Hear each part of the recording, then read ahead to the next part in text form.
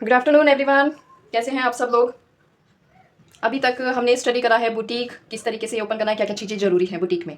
But सबसे ज़्यादा ज़रूरी कुछ भी बिजनेस करने के लिए, सिर्फ बुटीक के बारे में नहीं, मेनली तो बुटीक के लिए है, बट और भी कई सारी बिजनेस से आप ओपन करना चाहते हैं, कोई भी बिजनेस ओपन करना है तो बिजनेस स्किल्स कौन सी इंपॉर्टेंट होती है कोई भी बिजनेस, कोई भी व्यापार करने के लिए, वो इस वीडियो में हम स्टडी करेंगे। टॉप 10 बिजनेस स्किल्स के बारे में हम इस वीडियो में बात करेंगे। तो चलिए वीडियो स्टार्ट करते हैं। सो business skills, top 10 business skills कौन सी होती हैं? सबसे पहले पहला जो पॉइंट है वो है, या पहला पॉइंट कह लीजिए आप, या फिर पहला क्वेश्चन वो है, which and why business do you want to start. सबसे पहला क्वेश्चन है कौन सा बिजनेस करना है और बिजनेस क्यों करना है। ये क्वेश्चन आपको एनालाइज करना है। आप ये क्वेश्चन का आंसर कैसे कर पाएंगे? आप अपनी स्किल्स चेक करिए, पास्ट एक्सपीरियंसेस चेक करिए। स्किल्स मतलब हो गया कि आप, जैसे कि मैं एग्जांपल इसमें बुटीक का ही लूंगी, जैसे आप बुटीक ओपन करना चाहते हैं तो बुटीक क्यों ओपन करना चाहते हैं? क्योंकि आपको स्टिचिंग आती है, आपको सेल करने आता है, आपको फैब्रिक की नॉलेज है, आपको उस फील्ड की नॉलेज है, या आपने कहीं पे काम कर रखा है, उस किसी बुटीक पे आपने काम कर रखा है तो आपको अपना खोलने का मन है, यानी कि आपको पहले से ये सब चीज़ें पता है। इसलिए आप ये डिसीजन बना पाए कि हमें यही बिजनेस करना है। और क्यों करना है? क्योंकि हमें ये बिजनेस करना आता है, या मैं यही कर पाऊंगा या पाऊंगी। तो इसलिए ये वाला एनालाइज करिए आप कि क्यों करना है और कौन सा करना है। अपनी स्किल्स और पास्ट एक्सपीरियंस आपका क्या है उसके अकॉर्डिंग आप ये चेक कर सकते हैं। What if my business fails, ये बिजनेस स्टार्ट करने से पहले ये फीलिंग जरूर आती है कि बिजनेस बंद हो जाएगा। बहुत ही इंपॉर्टेंट पॉइंट है ये, क्योंकि बिजनेस है, सबका बिजनेस नहीं चलता। पहले साल में अगर बात करी जाए बिजनेस की, तो पहले साल में ही, पहले साल भी क्या, स्टार्टिंग के 3 से 6 महीने में ही बिजनेस बंद हो जाते हैं। 80% बिजनेस बंद हो जाते हैं, और उसके क्या क्या रीज़न है उसके बारे में भी बात करेंगे। ये हो गया 20% बिजनेस ही आगे नेक्स्ट ईयर तक पहुंच पाते हैं, अगले साल तक। और कोई भी बिजनेस आप कर लीजिए, पहला साल बहुत ही ज़्यादा इंपॉर्टेंट होता है, क्योंकि उसमें 12 महीने आते हैं। इंडियन कल्चर में बहुत से फेस्टिवल्स हैं, वो सारे फेस्टिवल्स में आप देख पाएंगे, उतार चढ़ाव देख पाएंगे, किस महीने में ज़्यादा सेल होती है, किस महीने में कम होती है। अलग अलग सीजन आते हैं, 4 सीजन आते हैं, समर आता है, विंटर आता है, ऑटम विंटर है, स्प्रिंग समर है। तो इस चारों सीजन हो गए, 12 महीने हो गए, तो पहला साल बहुत ही ज़्यादा इंपॉर्टेंट होता है अपने कस्टमर बनाने का भी, अपने आप को दिखाने का भी, कि आप कस्टमर को दिखा रहे हो कि हाँ मैं बिजनेस करने आया हूँ या आई हूँ और मैं चला रही हूँ। तो पहला साल जिसने पार कर लिया, वो एक ट्रस्ट पहले ही बन जाता है कस्टमर का कि हाँ 1 साल हो चुके हैं इसको। नए बिजनेस में कोई भी घुसना, नए बिजनेस से खरीदना इतनी जल्दी लोग नहीं आते हैं। बिजनेस फेल, मैंने बताया कि बहुत सारे रीजंस होते हैं फेल होने के। फेल होने के सबसे बड़ा रीज़न यही होगा कि आपके पास इन्वेस्टमेंट नहीं है, आपने पहले कैलकुलेट नहीं करा। आप पूरे 12 महीने का खर्चा सोच के चलिए, 1 साल का खर्चा की पहले साल कोई भी कमाई नहीं होगी तो भी आप सर्वाइव कर पाएंगे, तो भी आप इस बिजनेस में टिक पाएंगे। आपके पास उतना रेंट, अगर आप बाहर शॉप पे खोल रहे हैं तो उतना रेंट आपको अलग करके चलना पड़ेगा, एम्प्लॉय की सैलरी अलग करके चलनी पड़ेगी। अगर आप एम्प्लॉय रख रहे हैं, मेहनत 4 गुना ज़्यादा करनी पड़ेगी पहले साल। अपनी फैमिली और काम को बैलेंस भी करना पड़ेगा, अपना मेंटल पीस भी बहुत ज़्यादा जरूरी है, क्योंकि बिजनेस में आई थिंक 6 दिन तो वर्किंग रहेगा ही आपका, हो सकता है पहले साल आपको 7 दिन काम करना पड़े। ये सब चीज़ें आप सोच समझ के चलिए। पैसा बहुत ज़्यादा इंपॉर्टेंट है, आप कहाँ से चीज़ मटेरियल लेंगे, कब लेंगे, कैसे लेंगे, कितने रेट पे लेंगे, सारी चीज़ें पहले साल में बहुत सारी मिस्टेक्स होंगी, ये सोच के चलिए। अगर आपने ये सोचा कि हाँ मैंने बिजनेस ओपन करा और पहले महीने से कमाई हो जाएगी, नहीं होगी। अगर हो रही है तो अच्छी बात है आपकी, बट 1 महीने का आप काउंट नहीं करोगे, आप 1 साल का आपको बिजनेस का जो डेटा है वो निकालना पड़ेगा। जब आपका 1 साल हो जाएगा ना, तब आप बता पाओगे कि मेरे को कितना प्रॉफिट हुआ, कितना लॉस हुआ पहले साल। इसमें यही है, बहुत ज़्यादा इंपॉर्टेंट पॉइंट है। फिर है मैजिकल थिंग्स, ये है आपको रिस्क लेना पड़ेगा, आपको चेक करना पड़ेगा कि ये चीज़ करके देखूं अपने कस्टमर के लिए ये इंपॉर्टेंट है या नहीं है। बहुत तरीके से देखना पड़ेगा, ऐसा नहीं है कि रिस्क लेने के चक्कर में वो आपका बिजनेस ही बंद हो जाए। तो रिस्क भी बहुत सोच समझ के लेना पड़ेगा, लेना भी पड़ेगा और बहुत सोच समझ के भी। इनोवेटर, कुछ डिफरेंट करना पड़ेगा आपको अपने कस्टमर को अपनी तरफ करने के लिए। एक्टिव लर्नर, आपको बहुत ही ज़्यादा स्टडी करनी पड़ेगी अपने बिजनेस के बारे में। ये नहीं कि आपने बिजनेस खोल दिया, हाँ भी मैंने तो बिजनेस खोल दिया, मुझे तो सारी चीज़ें आती थी, नहीं। अब आप एक दूसरी चीज़ में घुस चुके हो, आपको अपने मंथली एक टारगेट बनाना पड़ेगा, जिससे कि आप उसको टैली कर पाए कि कितना मैंने अचीव करा है और क्यों अचीव नहीं करा, उसके क्या रीज़न हो सकते हैं। ये सब आपको करना पड़ेगा। अगर आप टीम में हैं, 2 आप पार्टनर्स हैं, तो आपस में आप डिसाइड करेंगे। अगर आप सिंगल हैं तो आपको एम्प्लॉय से फीडबैक ले सकते हैं, अपने आप में सेल्फ पूछ सकते हैं, कस्टमर से फीडबैक ले सकते हैं। इसके बारे में हम आगे पढ़ेंगे। 4th पॉइंट है स्टेप्स टू लॉन्च बिजनेस, आपको बिजनेस लॉन्च कैसे करना है।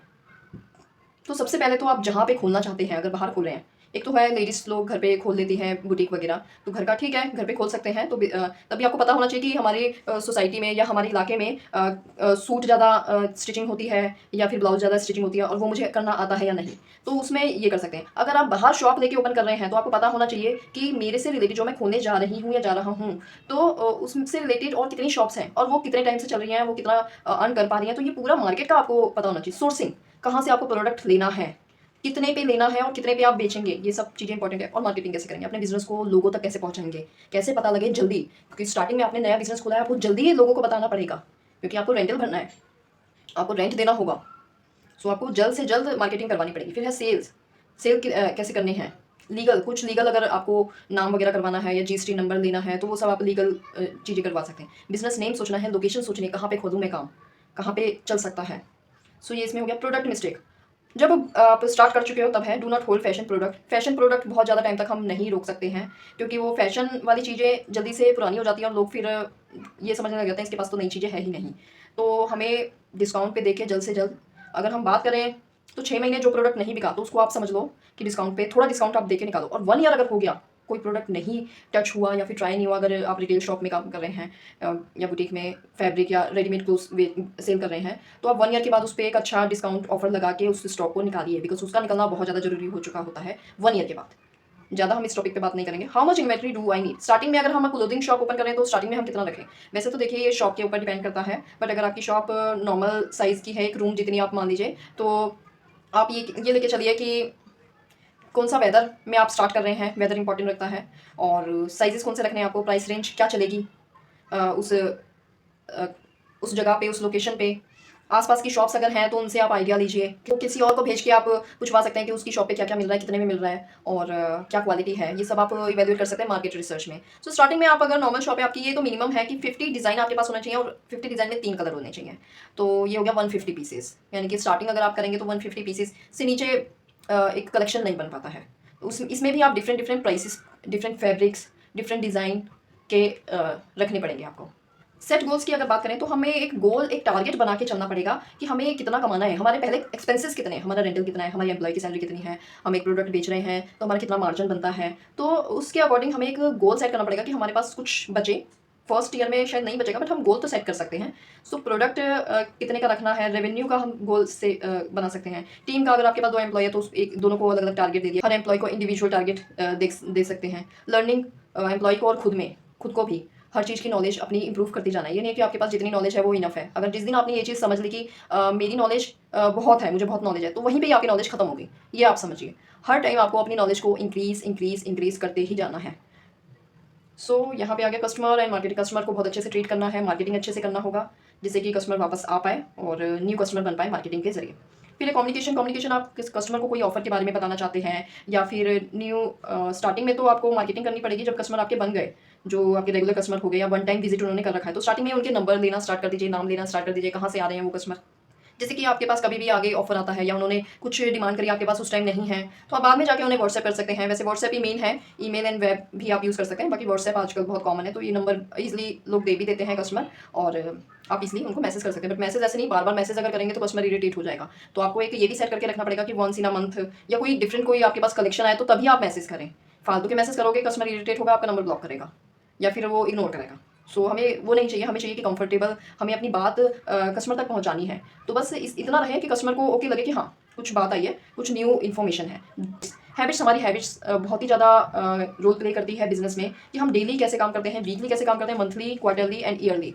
ये एक दिन का बिजनेस नहीं है कि आपने एक दिन 4 दिन काम अच्छे से कर लिया, 5वें दिन आराम कर रहे हैं या आप उतने सीरियस नहीं है। ऐसा नहीं कर सकते बिजनेस में। बिजनेस एक ऐसी चीज़ है, आपको डेली करना होगा, आपको सालों साल करना होगा। आगे चल के साल 2 साल बाद थोड़ा आपके लिए ईजी जरूर हो जाएगा काम करना, बट एक नॉर्मल आपको एक अपनी हैबिट बनानी पड़ेगी कि डेली मुझे आना है, इतने बजे आना है, और ये हमें पहले स्टॉक चेक करना है अपने, कितना स्टॉक है हमारे पास, कौन कौन एम्प्लॉय आया है, और लास्ट पिछले दिन का डेटा, पिछले दिन क्या हुआ था, कुछ पेंडिंग है, वो सब चीज़ों को हमें डेली करना पड़ेगा। टारगेट्स को डेली चेक करना होगा कि कितना आज का टारगेट है, वीकली टारगेट कितना हुआ, मंथली कितना हुआ, क्वार्टरली, ईयरली। सो ये हमें ट्रैक करने में कि हम कितना अच्छा कर रहे हैं, ये हमें काफ़ी यूज़फुल रहता है। फिर लास्ट पॉइंट यही है, take care of yourself physically and mentally.